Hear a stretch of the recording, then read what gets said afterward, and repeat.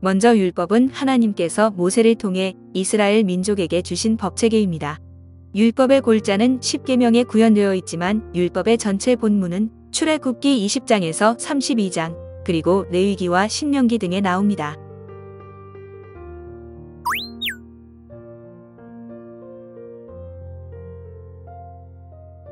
또 모세의 율법으로는 너희가 의롭게 되지 못하던 모든 일에서도 믿는 모든 자가 그분으로 말미암아 의롭게 되었다는 것이라. 그러나 하나님의 눈앞에서는 아무도 율법으로 의롭게 되지 못할 것이 분명하니 의인은 믿음으로 살리라 하였느니라. 율법은 구원의 수단으로 주어지지 않았습니다. 율법이 주어진 것은 사람들에게 그들의 죄악됨을 보여주고 하나님의 은혜로 구원을 받도록 그분께로 이끌기 위함이었습니다. 그러므로 율법의 행위로는 어떤 육체도 그분의 눈앞에서 의롭게 될 수 없나니 율법으로는 죄를 알게 되느니라.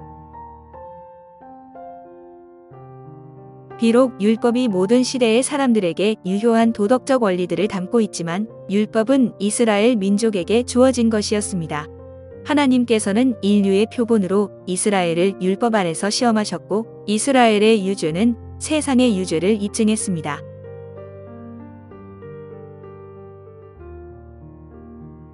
이제 우리가 알거니와 율법이 어떤 것들을 말하든지 그것은 율법 아래 있는 자들에게 말하나니 이것은 모든 입을 막아 온 세상이 하나님 앞에서 유죄가 되게 하려 함이니라.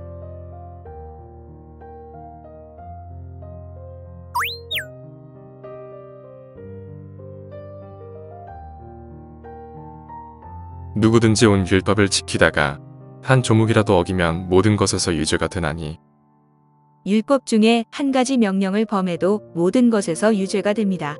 죄는 곧 율법을 범하는 것이 죄인데 사람들은 율법을 범했으므로 죽음의 저주 아래 있게 되었습니다. 또 하나님의 의는 그 대가로 형벌을 요구했습니다.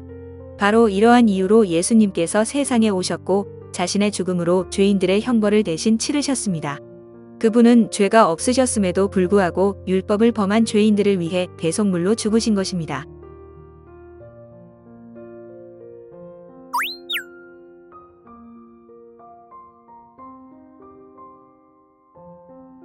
그런즉 율법도 거룩하고 명령도 거룩하며 의롭고 선하도다. 율법 폐기론자들은 오직 믿음으로 구원을 얻었음을 강조한 나머지 율법을 아예 무시하는 경향이 있습니다. 분명한 것은 예수 그리스도께서는 율법을 거부하신 것이 아니라 그분의 삶과 그분의 죽음으로 율법의 엄격한 요구를 모두 성취하셨고 충족시키셨습니다. 따라서 복음은 율법을 절대로 폐하지 않습니다. 복음은 율법을 지지하며 그리스도의 구속 사역에 의해 율법의 요구가 어떻게 완벽하게 충족되었는가를 보여줍니다. 내가 율법이나 대언자들의 글을 폐하러 온 줄로 생각하지 말라. 나는 폐하러 오지 아니하고 성취하러 왔노라. 예수님을 믿는 자는 더 이상 율법 아래 있지 않고 은혜 아래에 있습니다. 율법의 형벌은 반드시 단번에 치러야 하며 그리스도께서 대신해서 형벌을 치르셨기 때문에 신자는 형벌을 치를 필요가 없습니다. 그러나 그리스도인이 율법 아래 있지 않다고 해서 그가 율법 없는 자라는 것을 의미하지는 않습니다. 성도의 행동은 형벌에 대한 불신이나 두려움에 의해서가 아니라 자신의 구원자를 기쁘시게 하려는 사랑 어린 열망에 의해 형성됩니다. 또 그리스도께서는 성도의 삶의 규칙이 되시기 때문입니다.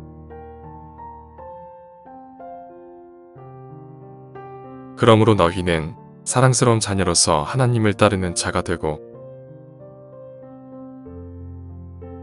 그리스도께서 우리를 사랑하사 우리를 위해 자신을 향기로운 냄새의 헌물과 희생물로 하나님께 드리신 것 같이 사랑 안에서 걸으라.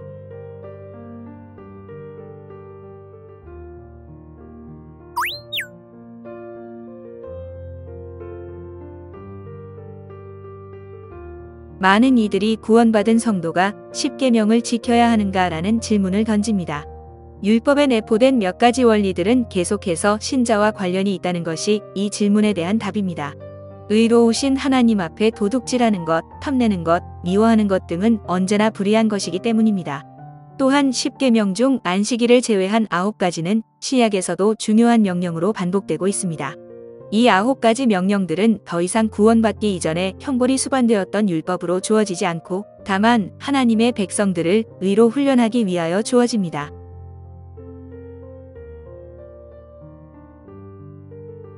모든 성경 기록은 하나님의 영감으로 주신 것으로 교리와 책망과 바로잡음과 의로 교육하기에 유익하니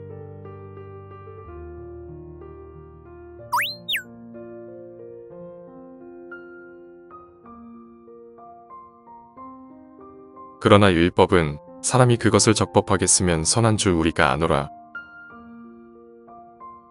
이것을 알라. 곧 율법은 의로운 사람으로 인해 만들어지지 아니하고 오직 법을 무시하는 자와 불순종하는 자와 경건치 아니한 자와 주인과 거룩하지 아니한 자와 속된 자와 아버지를 죽이는 자와 어머니를 죽이는 자와 사람을 죽이는 자와 음행을 일삼는 자와 남자와 더불어 자기를 더럽히는 자와 사람을 납치하는 자와 거짓말하는 자와 위증하는 자와 그 밖에 무엇이든지 건전한 교리에 역행하는 것으로 인해 만들어졌느니라. 구원받지 않은 자들에 대한 율법의 사역은 끝나지 않았습니다. 율법의 합법적인 사용은 죄를 아는 지식을 낳으며 그 결과는 회개로 이끕니다. 그러나 율법은 이미 구원받은 자들을 위한 것이 아닙니다.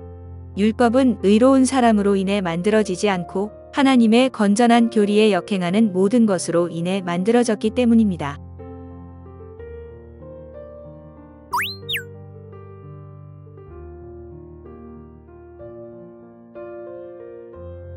이것은 육신을 따라 걷지 아니하고 성령을 따라 걷는 우리 안에서 율법의 의가 성취되게 하려 하심이니라. 율법이 요구하는 의는 육신을 따라 걷지 아니하고 성령을 따라 걷는 자들 안에서 성취됩니다.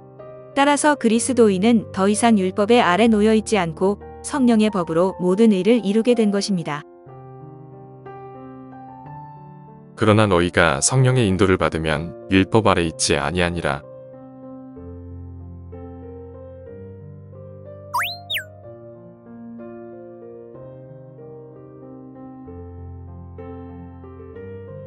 나는 포도나무여 너희는 가지니라. 사람이 내 안에 거하고 내가 그 안에 거하면 바로 그 사람은 많은 열매를 맺나니 나 없이는 너희가 아무것도 할 수 없느니라. 우리는 그분의 작품이여 그리스도 예수님 안에서 선한 행위를 하도록 창조된 자들이니라. 하나님께서 그 선한 행위를 미리 정하신 것은 우리가 그 행위 가운데서 걷게 하려 하심이라. 구원받은 하나님의 자녀들은 잃었던 하나님의 성품을 되찾은 자들입니다. 또한 성경은 줄곧 우리가 예수님 안에서 열매 맺는 자들이며 선한 행위를 하기 위한 그분의 작품이라고 말씀하고 있습니다. 피조물이 선한 행위 가운데서 걸을 수 있는 것은 자신의 모든 노력을 내려놓고 하나님께서 보내신 자를 믿을 때 우리 안에서 하나님께서 친히 일하시기 때문입니다. 하나님의 자녀가 하나님의 명령들에 귀를 기울이는 것은 당연한 것입니다. 이것을 간과하는 율법 폐기론자들은 반드시 자신의 구원관을 점검해야 할 것입니다. 예수님께서 그들에게 대답하여 이르시되 하나님께서 보내신 자를 너희가 믿는 것 이것이 곧 하나님의 일이니라 하시니라. 우리가 그분의 명령들을 지키는 것 이것이 곧 하나님을 사랑하는 것이니라. 그분의 명령들은 무겁지 아니하니라.